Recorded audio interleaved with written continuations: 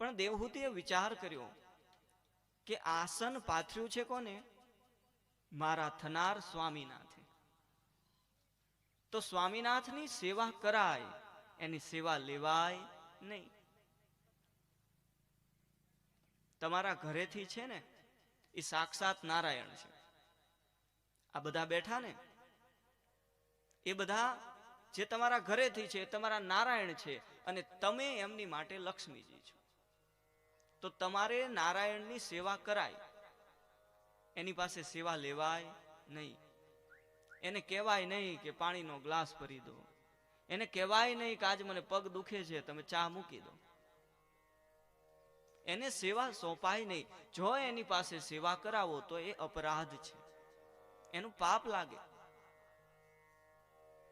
આ તો મનુ મહારાજના દીકરી, એને વિચાર કર્યો કે મારા પિતા આ ઋષિ સાથે મારા લગ્ન કરવાના છે, અને એ ઋષિ આસન પાથર્યું છે, મારે એ સેવા ન લેવાય. એક પ્રશ્ન છે, સેવા લેવાય નહીં. બીજો પ્રશ્ન છે, એને આસન પાથર્યું છે, જો એ હું ગ્રહણ ન કરું તો એની કરેલી સેવાનો અનાદર થયો કહેવાય. દુવિધા ઉત્પન્ન થઈ.